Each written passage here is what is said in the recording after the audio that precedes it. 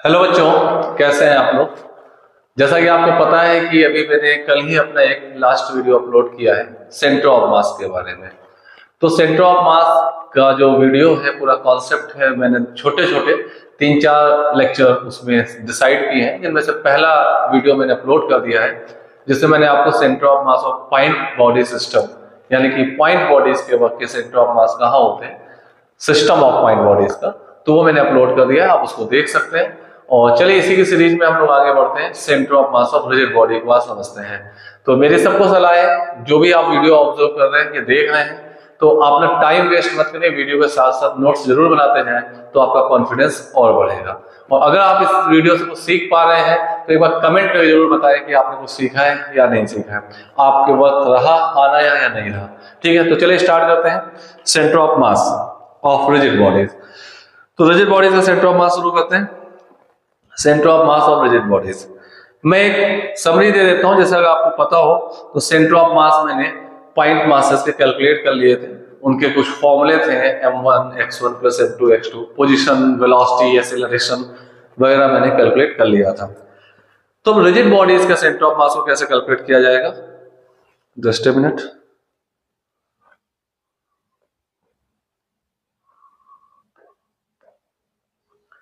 तो सबसे पहले रिजिड बॉडीज, कोई भी अगर रिजिड बॉडी होगी तो उसका सेंटर ऑफ मास निकालने का कुछ फॉर्मूले होते हैं, उनके एक्स, वाई और जेड कोऑर्डिनेट कैसे कैलकुलेट किए जाए। तो जैसे एक्स सीएम अगर आपको निकालना है, जिसका फॉर्मूला होता है integration x dm upon integration dm under some limits. ये लिमिट अप्लाई होंगे। अब ये बताऊंगा ये एक्स क्या है, x dm upon integration dm. Similarly y coordinate of centre of mass calculate करना है, integration y dm upon integration dm, यहां भी लिमिट्स अप्लाई होंगी। And the similarly z coordinate अगर 3D बॉडी है तो integration z dm upon integration dm. ये तीन फॉर्मूले एक्स सीएम, वाई सीएम और जेड सीएम को कैलकुलेट करने के। अब मैं बताता हूं यहाँ पर एक्स का क्या मतलब, वाई का क्या है, जेड का क्या मतलब। तो मैं आपको बता दूं, कोई भी एक रिजिड बॉडी होगी तो रिजिड बॉडी में एक कोई छोटा सा एलिमेंट पार्ट लिया जाएगा, एलिमेंट्री पार्ट। इस एलिमेंट्री पार्ट का जो भी आप कहीं भी एक रेफरेंस पॉइंट मानेंगे, ओरिजिन आपको बताना पड़ेगा, उसके रिस्पेक्ट में इसके जो एक्स, वाई और जेड कोऑर्डिनेट होंगे, these are the coordinate x, y and z used here। तो कोई भी बॉडी में एक छोटा सा पार्ट लेंगे, उसको एक पॉइंट मास मानेंगे, उस पॉइंट मास के जो x, y और z coordinate region of space में होंगे, वो यहाँ पे x, y और z यूज हुए हैं। अब रही बात डीएम क्या है, तो dm is the mass of small element, mass of small element of body, small element of body. ये बॉडी का जो स्मॉल एलिमेंट लिया है उसका मास डीएम होगा। And these x y z are coordinates of small element, small element. मैं यहाँ star बना दे रहा हूं, कई बार ये स्मॉल एलिमेंट भी एक कोई बॉडी के शेप में होता है, तो उस स्मॉल एलिमेंट्री पार्ट जो लिया जाएगा उसका सेंटर ऑफ मास के कोऑर्डिनेट होते हैं। ये अभी मैं आगे एक्सप्लेन कर दूंगा। तो ये एक फॉर्मूला होता है रिजिड बॉडीज के सेंटर ऑफ मास को कैलकुलेट करने का। तो चलिए चेक करते हैं इसको कैसे कैलकुलेट किया जाए। तो हम कोई एक एग्जांपल ले लेते हैं। Let us one example. ये हमारे पास एक रॉड है, सपोज यूनिफॉर्म मास डेंसिटी की एक rod, this one A B, A and B, ठीक है, यूनिफॉर्म मास डेंसिटी। अब क्योंकि रॉड है, इसका लेमडा यानी कि यूनिफॉर्म मास डेंसिटी मतलब लीनियर मास डेंसिटी कांस्टेंट होगी। बॉडी 1D बॉडी में एक लीनियर मास डेंसिटी डिफाइंड होती है, यानी कि मास per unit length. 2D body में इसमें एरिया का डिस्टेंस होता है, उसमें सरफेस मास डेंसिटी होती है मास पर यूनिट एरिया, और 3D बॉडी में नॉर्मल डेंसिटी को आप पढ़ते हैं मास अपॉन वॉल्यूम। तो ये 1D बॉडी एक रॉड है, रॉड का सेंटर ऑफ मास हमें पता करना है। तो इसके लिए हम क्या करते हैं, कहीं अपना कोऑर्डिनेट ओरिजिन डिफाइन करना होगा सबसे पहले। तो सपोज हमने अपना कोऑर्डिनेट ओरिजिन कहीं डिफाइन कर दिया है, this one is the x axis, thickness को नेग्लिजिबल मानेंगे, and this one is the y axis. ये वाई एक्सिस हो गई, यहां से इसको हटा देते हैं, ये ए बी रॉड है, वाई एक्सिस। अब हमें क्या करना है, हमारे एक कोऑर्डिनेट ओरिजिन हो चुका है ओ, अब हमें बॉडी का कोई एक एलिमेंट लेना है, कहीं बॉडी का कोई एक पार्ट ले लेंगे। तो सपोज मैंने यहां से एक्स डिस्टेंस में बॉडी का एक छोटा सा पार्ट ले लिया dx लेंथ का, एक्स डिस्टेंस में dx लेंथ का हमने पार्ट ले लिया। तो अब हमें सबसे पहला पॉइंट ये चेक करना है इसके कोऑर्डिनेट क्या है इस एलिमेंट के। तो विद रिस्पेक्ट टू ओरिजिन, जो आपने ओरिजिन माना है उसके रिस्पेक्ट में इसके कोऑर्डिनेट क्या होंगे। तो आप देख पा रहे हैं वो कोऑर्डिनेट होंगे x, 0, क्योंकि y कोऑर्डिनेट है नहीं, थिकनेस नेग्लिजिबल है, और x कोऑर्डिनेट तो एक्स डिस्टेंस पे आपने मान लिया है, x, 0, ठीक है। और इसका मास dm कितना होगा, dm होगा m/l इंटू dx। तो आप कहेंगे ये कैसे आ गया, आपने कहा है इस रॉड का मास आपको m दे दिया गया है, लेंथ l दे दी गई है, तो आप कह सकते हैं mass of l length is m, mass of unit length is m/l, and mass of dx length is m/l into dx। ठीक है, मैं यहां पे एक नोट भी लिख देता हूं, कभी भी एलिमेंट का मास dm निकालना हो in the case of 1D body, rod type की बॉडी होगी, तो होता लेमडा इंटू dx। लेमडा को लीनियर मास डेंसिटी कहेंगे, lambda is linear mass density, and dx होगा लेंथ ऑफ एलिमेंट, dx होगा length of element, length of element होगा। ठीक है, तो लेमडा इंटू dx। तो अगर ध्यान से देखें आप, यहाँ पे लेमडा जो है वो m/l है, और जो कि यूनिफॉर्म है। एल लेंथ का मास m होगा, तो यूनिट लेंथ का मास m/l हो जाएगा। ठीक है, तो ये भी ध्यान में रखना है आपको, राइट। अब हमारे पास dm आ चुका है, x कोऑर्डिनेट आ चुका है। अब क्योंकि 1D body along the axis है, तो इसमें सेंटर ऑफ मास भी x एक्सिस पर ही होगा, y z कोऑर्डिनेट हमें कैलकुलेट नहीं करने हैं। तो आते हैं अपने फॉर्मूले पे, जैसा ये फॉर्मूला लिखा है एक्ससीएम का, यहाँ पे पुट कर देते हैं। तो आपके पास आ जाएगा x कोऑर्डिनेट इसका एक्ससीएम, यह आएगा integration x dm upon integration dm, integration x coordinate x है, dm है हमारे पास m/l into dx upon integration m/l into dx, dm ये लिखा है। अब लिमिट कहाँ से लगेंगे, तो आपने रेफरेंस पॉइंट ये लिया है, तो ऐसे बताओ कितने पीसेस है पूरी बॉडी में, एक ये डीएम है, एक ये डीएम है, एक ये डीएम, ऐसे कितने पीसेस है। तो पहला डीएम होगा x = 0 पे स्टार्ट होगा, और लास्ट वाला डीएम x = l पे खत्म होगा, क्योंकि रॉड की लेंथ l दी हुई है। तो आपके पास x की लिमिट आ जाएगी x = 0 टू x = l। तो 0 से l इसको इंटीग्रेट कर दीजिए, 0 to l, m/l इसका बाहर आ जाएगा, x का इंटीग्रेशन हो जाएगा x² 2 होल अपॉन, इसमें भी m/l बाहर आएगा, x का इंटीग्रेशन हो जाएगा, और यहाँ लिमिट रखेंगे 0 से l, और इसमें हो जाएगा dx इंटीग्रेशन x आएगा 0 से l, m/l कैंसिल कर दीजिए, तो xcm आपके पास आ जाएगा l/2, यानी सेंटर ऑफ मास का कोऑर्डिनेट मिल गया x कोऑर्डिनेट l/2। l/2 का मतलब क्या हुआ, रॉड ये आपके पास है, आपने एंड ए पर इसका ओरिजिन मान लिया था, तो यहां से l/2 डिस्टेंस पर इट मींस ज्योमेट्री का सेंटर, मिड पॉइंट इसका सेंटर ऑफ मास बन जाएगा। क्लियर है, तो ये हमारा प्रूफ हो जाता है कि सेंटर ऑफ मास कहां होगा। ठीक है, अब इसी में ही एक प्रॉब्लम और आती है कि रॉड के मास को लीनियर मास डेंसिटी एक एंड से लेकर दूसरे एंड तक वेरी कर जाए, तब क्या होगा। तो चलिए दूसरा एग्जांपल लेते हैं। सपोज आपको एक रॉड दे दी गई है, दिस वन,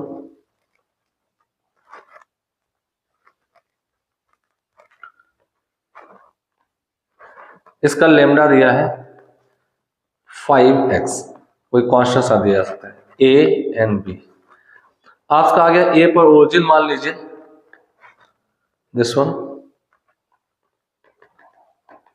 ये x है, तो x इक्वल टू 0 ये होगा, और l लेंथ की रॉड है तो x इक्वल टू l ये होगा। आपसे कहा जा रहा है यहां से लेकर यहां तक जैसे जैसे x कोऑर्डिनेट बढ़ता जाएगा तो इस रॉड का लीनियर मास डेंसिटी लेमडा, मास पर यूनिट लेंथ, इसकी यूनिट देखें तो kg पर मीटर आएगी, ये बढ़ता जा रहा है। यानी कि यहाँ पे कुछ छोटा सेक्शन है सेम लेंथ का, dx लेंथ का, उसका मास कुछ कम होगा, अगला एक सेक्शन है dx मास का तो उसका मास कुछ बढ़ जाएगा, उसका x कोऑर्डिनेट बढ़ चुका है। तो ऐसे ही यहां पर x डिस्टेंस पर एक छोटा सा मास dx ले लेते हैं, dx लेंथ ले लेते हैं, इसका मास dm जो आएगा वो लेमडा इंटू dx से रिप्रेजेंट किया जाएगा, जैसा मैंने ऊपर कहीं दिखाया है, देखिए दिस वन, ये लेमडा m/l है, ठीक है। तो dm जो होगा लेमडा इंटू dx से दिया जाएगा, वो मैंने यहाँ दिखा दिया है, lambda into dx, and this implies that dm is equal to 5x dx। ये आपके पास dm आ चुका है, ठीक है। इसके कोऑर्डिनेट x, 0 होंगे ही होंगे, तो अब यहाँ पे भी xcm जो आएगा integration x dm upon integration dm 0 से l लिमिट लगाने पर आएगा। तो इंटीग्रेशन x dm, x होगा 5x dx, सॉरी ये मैंने पहले dm लिख दिया है, dm वैल्यू एक x और है तो आगे लिख देता हूं, अपॉन इंटीग्रेशन dm हुआ 5x dx 0 से l। ध्यान दें x वेरिएबल है, इसे यहां से भी कटेगा नहीं, पहले इंटीग्रेट करेंगे उसके बाद कटेगा, और 5 कैंसिल कर सकते हैं, कांस्टेंट है, तो आप पास ये कितना आ जाएगा, ब्रैकेट बचा integration x square dx upon integration x dx 0 to l। तो यहां से xcm आपके पास आएगा, x स्क्वायर का इंटीग्रेशन कितना हो जाएगा, x स्क्वायर का होगा x³ 3, लिमिट लगा देंगे 0 से l, और इसका आ जाएगा x का x² 2, लिमिट 0 से l। सॉल्व कर दें तो ये आपके पास आएगा 2/3, ये 2 ऊपर पहुंच जाएगा 2/3, और ये l³ होगा, ये l² है तो l बच जाएगा। तो xcm आपके पास आ चुका है 2l/3। तो ये मत समझिएगा वेरिएबल है तो हमेशा 2l/3 पे आएगा, that depends on this function. Main role इस फंक्शन का ये डिस्ट्रीब्यूशन का टाइप कैसा है मास का। तो ध्यान रखिए कि यहाँ पे लीनियर डिस्ट्रीब्यूशन दे दिया था मैंने डिस्टेंस के साथ, इसलिए ऐसा आंसर आ रहा है। जो भी फंक्शन दिया है लेमडा, ये चीज यहाँ रखिए, डीएम मिलेगा उसको यहाँ पे रख दीजिए, solve and get your answer. तो इस केस में रॉड का सेंटर ऑफ मास यहाँ से कितना डिस्टेंस पर आ जाएगा, चेक कर लेते हैं। तो ये आपके पास होगा यहाँ कहीं, ये होगी 2l/3, और ये यहाँ पे cm आ जाएगा इसका सेंटर ऑफ मास, ये आपके पास cm, इसमें l/2 है तो करवा देंगे, ठीक है। तो ये एक तरीका था, ये मैं सिखाना चाह रहा था जिससे कि आपको एक 1D बॉडी में एलिमेंट कैसे लिया जाए, उसका मास dm कैसे लिखा है, बहुत इंपॉर्टेंट है। अगर आप सेंटर ऑफ मास के कॉन्सेप्ट को पढ़ लेते हैं तो 12th में आने वाली जो फिजिक्स है उसमें बहुत जगह ऐसे इंटीग्रेशन लेने पड़ेंगे, आपको एलिमेंट लेने पड़ेंगे, उसमें लिमिट कैसे ऑप्ट करेंगे ये सीखना बहुत जरूरी हो जाता है। तो चलिए एक और तरीका भी है, एक और बॉडी का हम सेंटर ऑफ मास कैलकुलेट करते हैं, उसके बाद बाकी बॉडीज के डायरेक्टली लिख लेंगे। तो एक एग्जांपल और लेता हूं, this was the example number 2 and this was the example number 1। Now next example 2 हो चुका है, पूरा सॉल्यूशन आपके सामने देख लीजिए, ठीक है। नेक्स्ट आते हैं एग्जांपल 3 में। अभी हमने रॉड का लिया था, अब हम लेने जा रहे हैं centre of mass of semi circular ring, centre of mass of semi circular ring, इसका सेंटर ऑफ मास कैलकुलेट करते हैं। तो चलिए सेमी सर्कुलर रिंग का सेंटर ऑफ मास कैलकुलेट कर लिया जाता है। उसमें एलिमेंट कैसे लेते हैं ये भी बहुत इंपॉर्टेंट है, इसको इस चैप्टर के व्यू से मत पढ़िएगा कि यहीं पर यूज हो रहा है, हम सीधे रिजल्ट याद कर लेते हैं।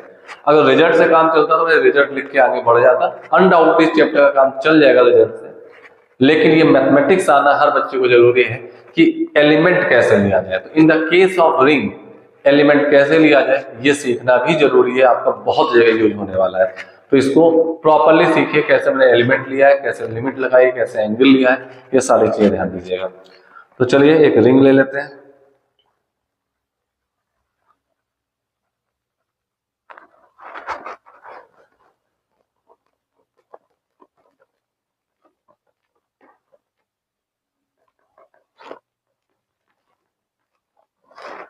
यहां पे मैंने एक सेमी सर्कल रिंग ले रखा है।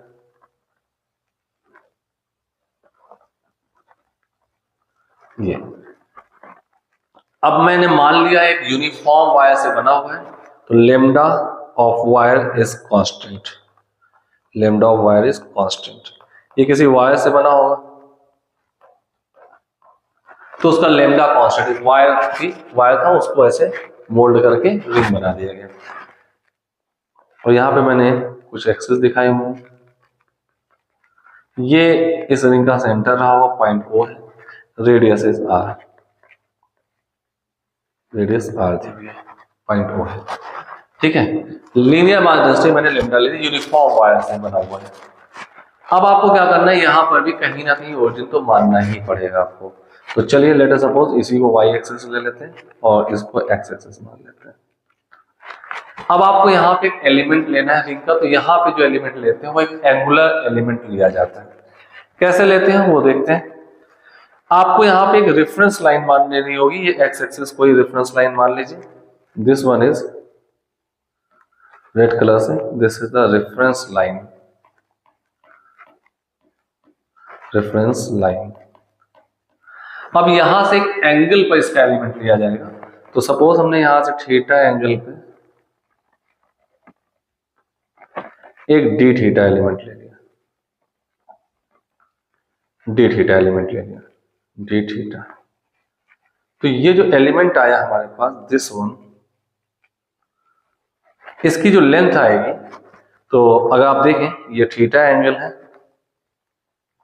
और ये डी थीटा आपने लिया है, और ये रेडियस, ये जितनी लाइन सब मैं ज्वाइन कर रहा हूं सारी लाइन रेडियस ऑफ रिंग होगी। और इतना ये जो पोर्शन आए, ये जो लेंथ आई, दिस वन लेंथ, ये लेंथ होगी arc length equal to angle into radius से निकलेगी। तो रेडियस है आपके पास r है, एंगल है डी थीटा। तो ये आपके पास एक स्मॉल लेंथ dl कहते हैं या dx कहते हैं, कुछ भी कहते हैं, एक ही बात है। तो ये इस पार्ट की स्मॉल लेंथ आ जाएगी जो मैंने ये दिखाई हुई है, दिस वन। अब आपको पता है कि यूनिट लेंथ का मास, लीनियर मास डेंसिटी लेमडा दिया है, मास ऑफ यूनिट लेंथ इसको बोलते हैं, mass of unit length. Linear mass density आपको लेमडा दिया हुआ है, तो ये कंफर्म हो जाइए, यूनिट लेंथ का मास लेमडा है तो डीएल लेंथ का मास कितना होगा, उसी को डीएम कह दिया जाएगा। डीएम आपके पास है लेमडा इंटू डीएल। अभी मैंने पीछे भी पिछले लास्ट वाले में लिखा है dm equal to lambda into dx. Dx है उस एलिमेंट की लेंथ, तो यहाँ पे लेंथ को मैंने डीएल लिख दिया है, तो लेमडा इंटू डीएल बन जाएगा। तो डीएम आपके पास आ गया आर डी थीटा, सॉरी ये आपके पास आ जाएगा लेमडा इंटू डीएल, डीएम आ जाएगा लेमडा इंटू डीएल हो गया आर डी थीटा। ये आप पर डीएम आ चुका है।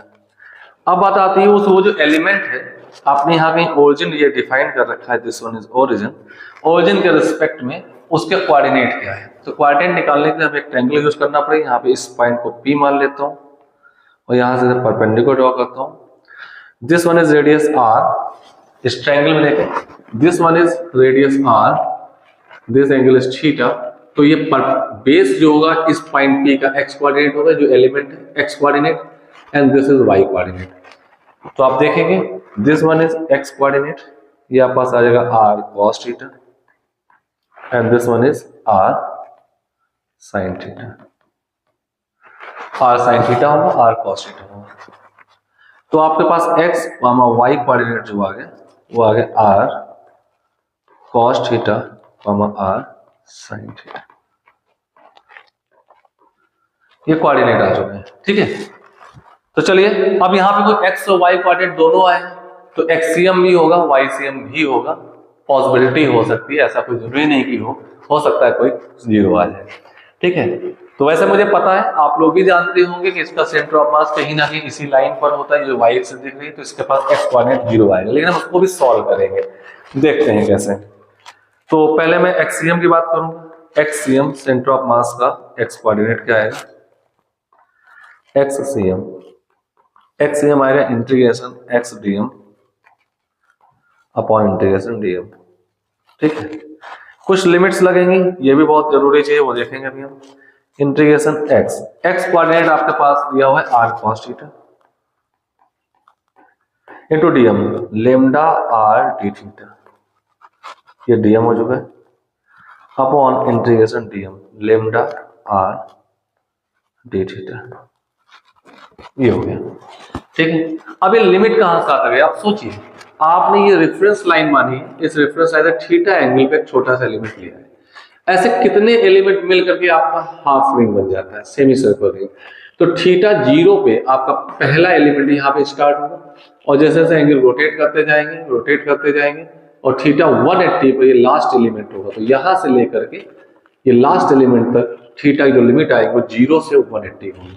तो दिस पॉइंट, मैं पॉइंट की नेमिंग कर देता हूं, this one point suppose A, this one point B, हमें ए से बी तक सारे एलिमेंट कवर करना है। तो पहला एलिमेंट जो ए पे आएगा उसके लिए थीटा होगा 0 डिग्री, और लास्ट एलिमेंट जो बी पर आएगा उसके लिए थीटा होगा 180 डिग्री। तो थीटा 0 से लेकर के पाई तक, 0 से पाई तक ले लेते हैं। ठीक है, अब मैं आपको यहां पे इस स्टेप पे एक स्टार बना देता हूं।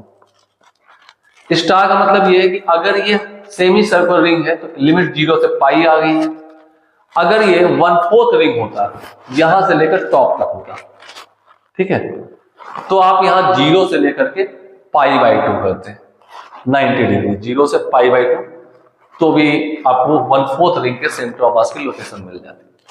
अगर ये कंप्लीट रिंग होता तो थीटा 0 से लेकर के 2π करते तो भी आपको इसकी लिमिट मिल जाती। तो मैं यहां नोट लिख देता हूं, स्टार का मतलब क्या है, 1/4 रिंग के लिए थीटा की वैल्यू होगी 0 to theta equal to π/2, complete ring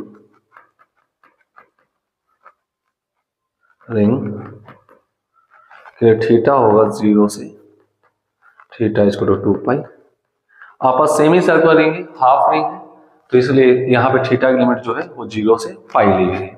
तो चलिए अपने स्टेप पे आते हैं, इसको सॉल्व कर ले। तो देखिए क्या क्या कांस्टेंट है जो बाहर आ जाएगा, लेमडा कांस्टेंट है, आर कांस्टेंट है, तो ऊपर से देखेंगे एक्सियम इक्वल टू, इस स्टेप देखिएगा, एक लेमडा एक आर और एक r, lambda into r square बाहर आएगा, लेमडा इंटू आर स्क्वायर बाहर आ गया।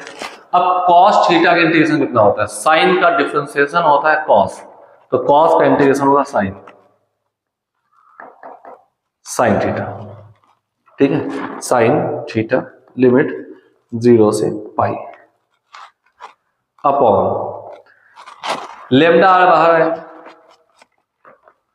और आप देख पा रहे हैं डी थीटा इंटीग्रेशन होगा थीटा 0 से π।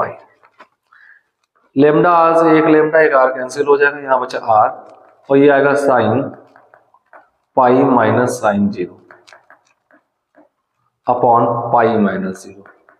तो आप देखिए साइन पाई होता है 180 डिग्री, और साइन 180 डिग्री की वैल्यू होती है 0, तो साइन 180 लिख लेगा साइन 90 प्लस 90 से, जो कॉस 90 बनाएगा तो 0 हो जाएगा, और साइन 0 की वैल्यू भी 0 होती है, तो एक्सियम 0 होगा। यानी कि आपका सेंटर ऑफ मास के पास कोई भी एक्स कोऑर्डिनेट नहीं होगा। ये इस बात को इंडिकेट करता है, अपने डायग्राम में है, ओरिजिन ये है, तो सेंटर ऑफ मास के पास कोई एक्स कोऑर्डिनेट नहीं, यानी वो वाई लाइन पर ही कहीं ना कहीं होगा। तो चलिए आप YCM निकाल लेते हैं, कितना आएगा। सिमिलरली YCM अगर हम कैलकुलेट करें तो YCM कैसे आएगा,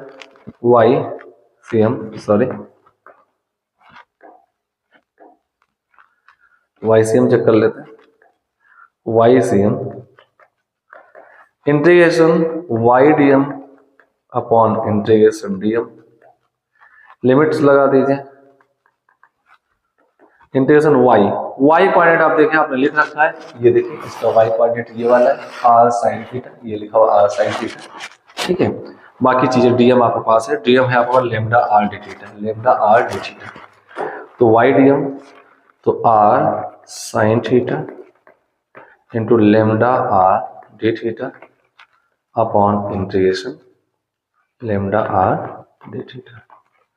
लेमडा आर कांस्टेंट है, मैं यही भी कैंसिल कर सकता हूँ, एक आर बाहर आ जाएगा और लिमिट 0 से पाई लगाएंगे, 0 से पाई, एक आर बाहर आ चुका है। साइन का इंटीग्रेशन, कॉस का डिफरेंशिएशन माइनस साइन होता है, तो साइन का इंटीग्रेशन होगा माइनस कॉस थीटा 0 से पाई अपॉन ये आप पास आएगा डी थीटा का इंटीग्रेशन जो होगा वो थीटा बन जाएगा और थीटा की वैल्यू 0 से पाई।